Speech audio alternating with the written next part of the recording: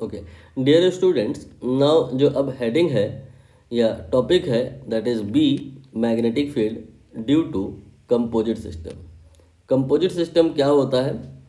हमारे पास में कुछ नॉन स्टैंडर्ड सिस्टम्स होते हैं, जैसे कि वायर, जैसे कि सर्कुलर लूप,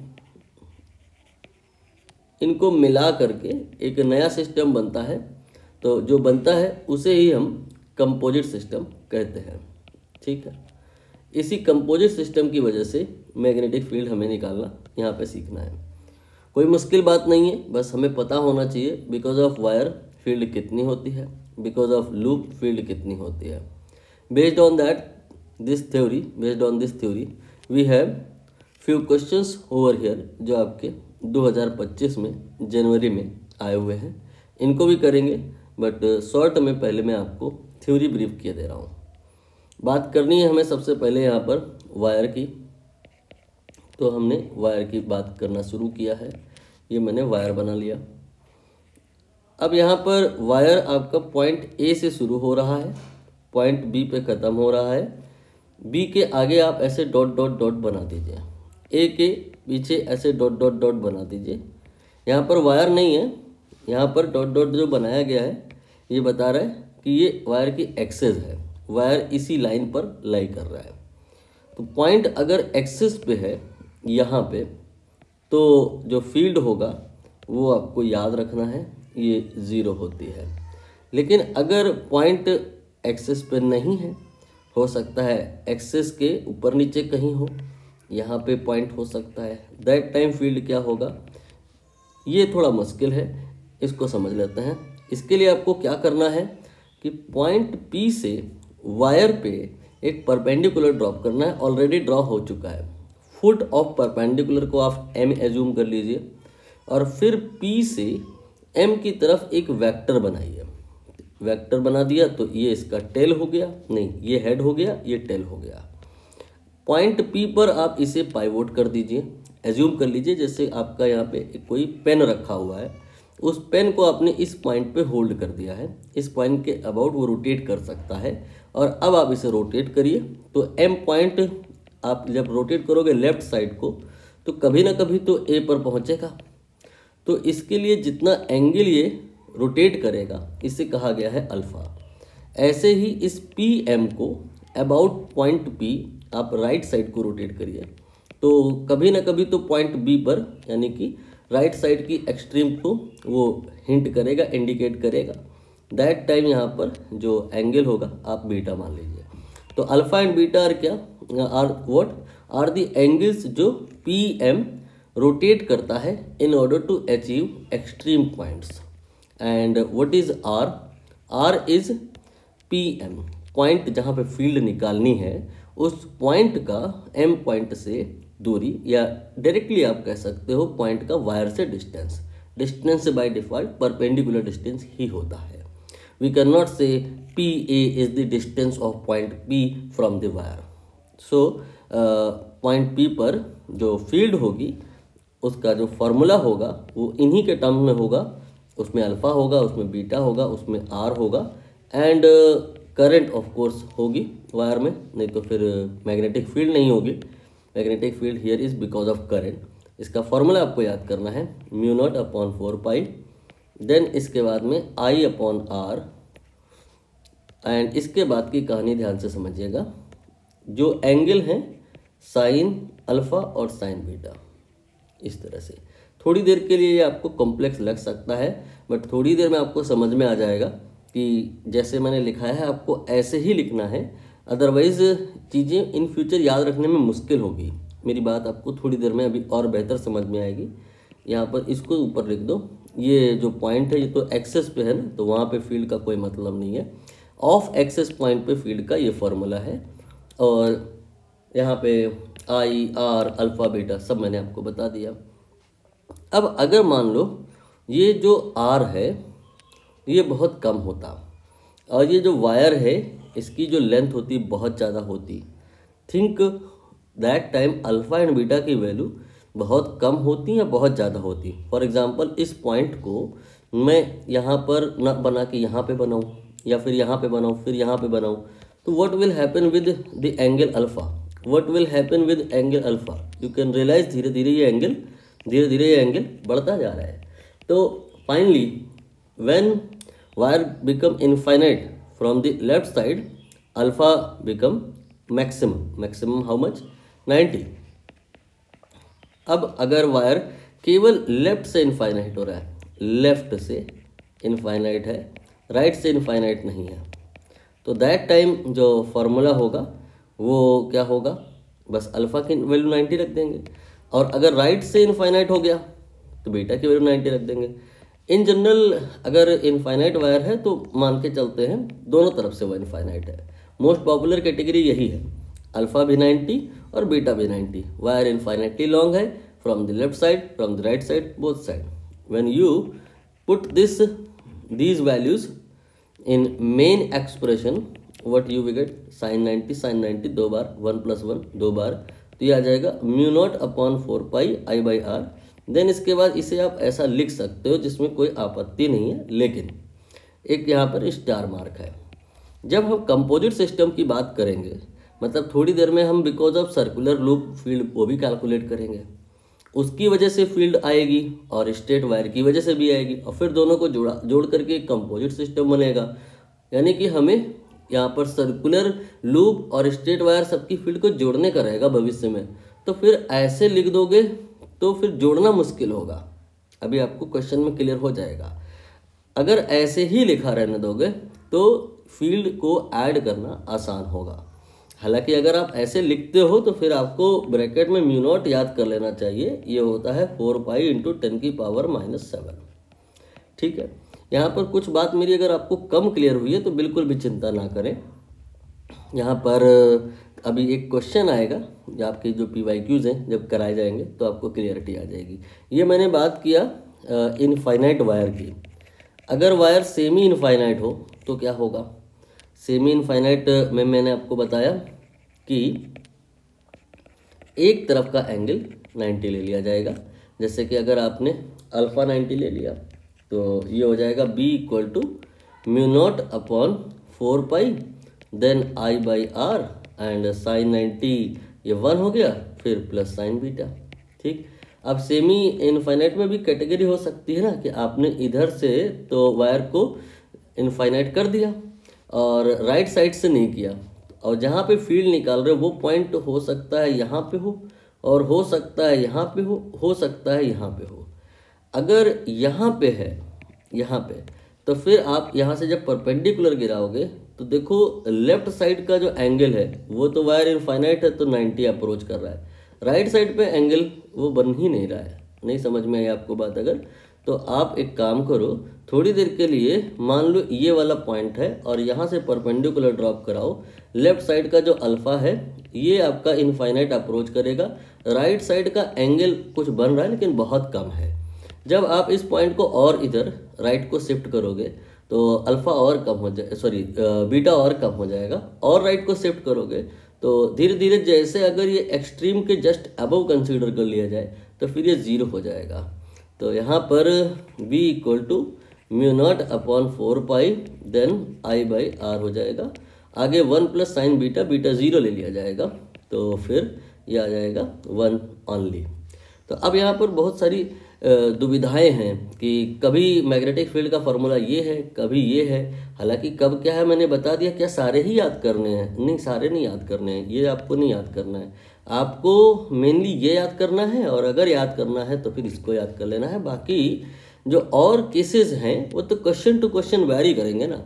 आप क्वेश्चन में अल्फा बीटा देख करके जो भी रिक्वायरमेंट होगी पुट कर देंगे तो आंसर आ जाएगा। ठीक है, ये मैंने स्ट्रेट वायर की सारी कहानी इंक्लूड कर ली। नाउ हम लोग सर्कुलर लूप की बात करेंगे। सर्कुलर लूप की बात कर लेते हैं। कहाँ पे? ये रहा। ये मैंने अभी तो कंप्लीट सर्कल बनाया है और इसमें करंट मैंने आई फ्लो करा दी है, रेडियस इसका मैंने आर मान लिया है, सेंटर पे हमें फील्ड निकालनी है। ऐसा रिक्वायरमेंट होता है इन क्वेश्चंस। तो मैग्नेटिक फील्ड सेंटर पे होती है μ0 अपॉन 4 पाई, देन इसके बाद में आई बाई आर। अब आगे देखना, आगे यहाँ पर मैंने लिख दिया थीटा। ऐसा क्यों किया मैंने? दरअसल ये अगर पूरा सर्किल कोई कहे कंसीडर कर लो, ड्यू टू दैट यहाँ पर निकालो, तो थीटा की वैल्यू 2 पाई ले लेना। और अगर कोई आधा सर्किल कहे तो आप थीटा की वैल्यू पाई ले लेना, और 1/4 कहे तो पाई बाई 4 ले लेना। तो यहाँ पर आप इसको याद कर सकते हैं, ये आप यूज़ कर सकते हैं इवन अ सेक्शन, सर्कल के एक सेक्टर की वजह से फील्ड निकालने के लिए भी यूज़ कर सकते हैं। अगर हम यहाँ पर स्पेशल केस बात करें कि नहीं पूरा सर्कल ही है, तो फिर क्या हो जाएगा, वैल्यू रख के देख लीजिए, I/R देन यहाँ पे 2 पाई, ये आ जाएगा सॉल्व होने के बाद μ0 I डिवाइडेड बाई 2R। अब आप यहाँ पर नोटिस करो जो मैंने यहाँ बताया था और जो मैंने यहाँ बताया था, this is a field because of straight wire, this is field because of circular loop.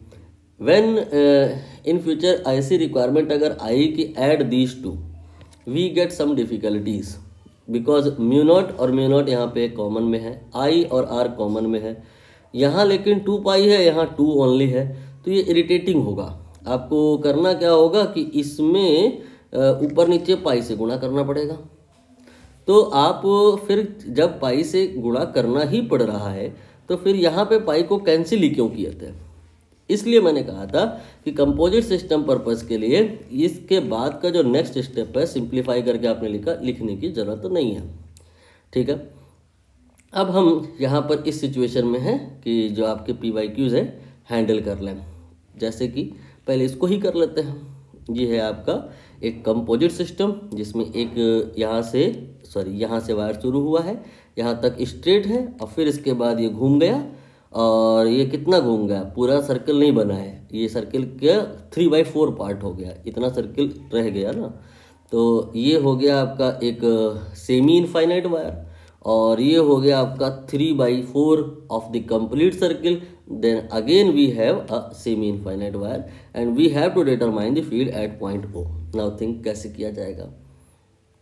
देखिए सबसे पहले यहाँ पर हम अगर नाम लिख लें A B, यहाँ पर भी कुछ कर दो C, फिर D, फिर E, फिर F। तो अगर हम EF की बात करें तो ये मीनिंगलेस है, इसे ना ही बनाए तो बेहतर होगा। क्यों? क्योंकि जिस पॉइंट पे फील्ड निकालनी है वो पॉइंट इस लाइन, इस वायर की एक्सेस पर ही लाई कर रहा है। देखो डॉटेड वाले सेगमेंट पे लाई कर रहा है। So this segment EF will not produce any field at point O।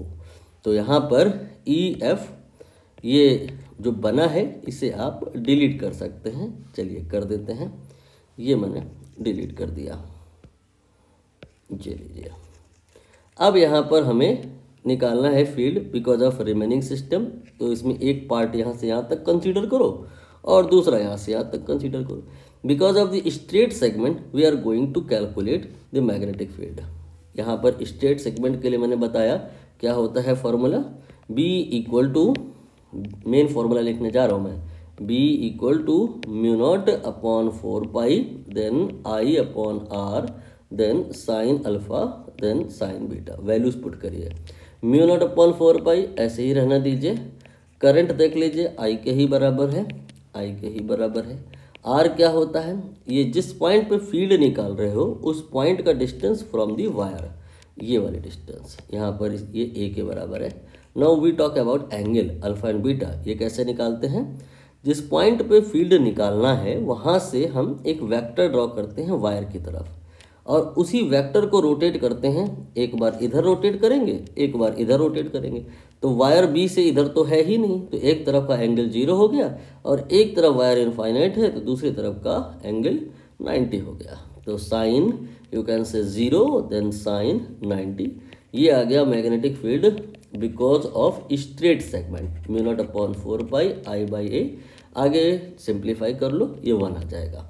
Now we talk about this segment. यहाँ पर ये आपका कंप्लीट सर्कल तो है नहीं, μ0 अपॉन 4 पाई देन इसके बाद में I अपॉन R। ये सर्कल का जो फॉर्मूला मैंने बताया फील्ड का, क्या बताया, आगे थीटा से मल्टीप्लाई करते हैं।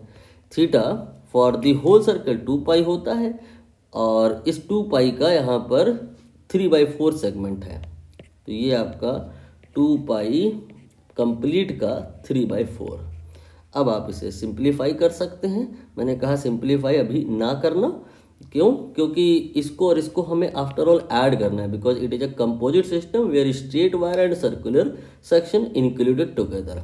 सो if we add then it will be easy if we write it without simplification. तो म्यू नॉट अपॉन 4 पाई मैंने कॉमन निकाल लिया एंड आई बाई आर इसको भी कॉमन निकाल लिया एंड आगे क्या बचेगा 1 प्लस इसको देख लो केवल ये हो गया 2 कैंसिल होने के बाद 3 पाई/2. आंसर आप देख लो कौन से ऑप्शन में है 3 पाई/2 प्लस 1. बस यही देखना है वो यहाँ पे है. बी ऑप्शन करेक्ट हो गया. Now we talk about another question. यहाँ पर स्टोरी ये है कि एक हमारे पास स्क्वायर लूप है. क्या है? एक स्क्वायर लूप है और उस स्क्वायर लूप में करंट फ्लो हो रही है और उसके सेंटर पे मैग्नेटिक फील्ड निकालना है. डायग्राम बना के बता देते हैं. ये तो स्क्वायर नहीं है, ये स्क्वायर है. ठीक है, इस स्क्वायर का साइड लेंथ मैंने ए मान लिया, अब चाहे आर मान लो, और इसके सेंटर पे फील्ड निकालनी है. इस पे करंट मैंने आई दौड़ा दी है. इसको करने का जो बेसिक तरीका है वो क्या है? बेसिक तरीका ये है कि आप यहाँ पर जो ये सिस्टम है उसको 4 पार्ट में डिवाइड कर लो. एक तो ए बी हो गया, दूसरा बी सी हो गया, तीसरा सी डी हो गया और फिर डी ए हो गया. अच्छी बात क्या है कि सारे ही सेगमेंट आइडेंटिकल हैं, तो एक की वजह से निकालो मल्टीप्लाइड बाय 4 कर देना. अब एक की वजह से कैसे निकालेंगे? मान लो हमें ए बी की वजह से निकालना है पॉइंट ओ पर, तो हम क्या करेंगे ओ से यहाँ पे परपेंडिकुलर ड्रॉप कर देंगे. ठीक है, इसके बाद में इस ओ एम को रोटेट करेंगे, एक बार इधर को और एक बार इधर को. ठीक है, तो यहाँ पे क्या है कि जो आपके एंगल्स बनेंगे ये लेफ्ट राइट वाले ऊपर नीचे वाले आप चेक कर लो 45-45 बनेंगे. तो अभी हम यहाँ पर बी टोटल निकालने के लिए B1 मल्टीप्लाइड बाई 4 करने के लिए B1 निकाल रहे हैं. तो ये हो जाएगा साइन 45 प्लस साइन 45. ठीक है, इसके बाद में ये आपका हो जाएगा I/R. Now think about what is R. R है उस पॉइंट का दूरी फ्रॉम दी वायर जहाँ पे फील्ड निकालना है. ये ए के बराबर नहीं है, ये तो साइड लेंथ है ना, ये दूरी हमें निकालनी पड़ेगी. आप समझ गए होगे ये दूरी कितनी होगी, बहुत आसानी से समझ में आ गया होगा. ये आपकी जो दूरी होगी ये a/2 होगी. यहाँ पर ऐसे एक लाइन इमेजिन कर लो, ये और ये और ये a/2 हो जाएगा. नाउ अब इसके बाद सिंप्लीफिकेशन है, आप इसको रख करके सॉल्व करिएगा, आंसर आ जाएगा. बट एक ट्रिक मुझे आपको शेयर करनी है, वो ज़रूरी है. कभी कभी उससे म्यूचुअल इंडक्शन वाली स्टोरीज इजी हो जाती हैं और दूसरा बच्चों को ट्रिक पसंद भी आती है, बेसिक नहीं पसंद आते हैं, हालांकि दोनों पसंद आने चाहिए.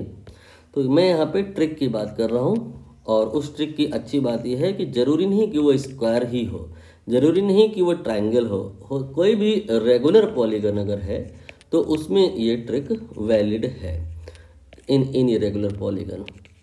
बिकॉज ऑफ दैट अगर हमें उसके सेंटर पे फील्ड निकालनी है उसका फॉर्मूला मैं लिख रहा हूँ mu naught upon 4 pi I upon A. I is current in it and A is regular polygon की side length and then 4n sine theta and tan theta. सवाल मन में ये आ रहा होगा कि n तो समझ में आता है सर, कि जैसे स्क्वायर की बात हो रही तो 4 ले लेंगे, हेक्सागन की कभी बात होगी तो हम 6 ले लेंगे, और अगर ट्रायंगल की बात होगी तो 3 ले लेंगे. लेकिन ये थीटा क्या है? थीटा है 180/n. ठीक है, 180/n. ये हो सकता है कुछ लोगों ने किया हो इस तरह का कहानी, 8वीं-9वीं क्लास में होता है जब ट्रायंगल के तीनों एंगल का सम निकालते हैं तो 2n-4 × 90 ऐसे कुछ होता है. पता नहीं आपने किस प्रकार से पढ़ा है, इसलिए मैं डिटेल में जाके उसको कन्फ्यूजन को बढ़ा नहीं रहा हूँ. फिलहाल आप ये मान के चलो ये है थीटा निकालने का तरीका. जैसे यहाँ n की वैल्यू 4 है तो थीटा की वैल्यू कितनी हो जाएगी? 180/4, ये 45 आ जाएगी. वैल्यू रख लीजिए mu naught upon 4 pi then I upon A 4 × n की वैल्यू 4 साइन 45, ये 1/√2 हो जाएगा. एंड इसके बाद में टेन 45 वो वो तो 1 हो जाएगा. तो आफ्टर ऑल सिंप्लीफाई करने के बाद ये आएगा, इसकी जगह पे 10 की पावर -7 ले रहा हूँ मैं। इसके बाद आई करंट प्रश्न में बता दिए हैं, ये 5 है। इसके बाद में ए क्या है, साइड लेंथ है, कहीं ना कहीं दिया है इन्होंने 1/√2। बहुत भला किए हैं ये हमारा, क्यों? क्योंकि ये आगे जो 1/√2 है कैंसिल हो जाएगा। इसके बाद में 16, इसके बाद में 1/√2, ये देखिए मैंने कैंसिल कर दिया। ये आफ्टर ऑल आ गया 80 मल्टीप्लाइड बाई 10 की पावर -7, जिसे आप 8 × 10 की पावर -6 भी कह सकते हैं। Now think what will be the value of P. P into 10 की power -6, it is the value of field, and here we have calculated 8 into 10 की power -6, so finally 8 will be the answer। कोई doubt अगर आपके मन में रह गया है, नहीं कहीं कोई चीज़ क्लियर हो पाई है, तो डिस्क्रिप्शन में आपको नंबर हमारा मिल जाएगा, वहाँ से आप हमको WhatsApp, Telegram and in fact comment भी कर सकते हैं।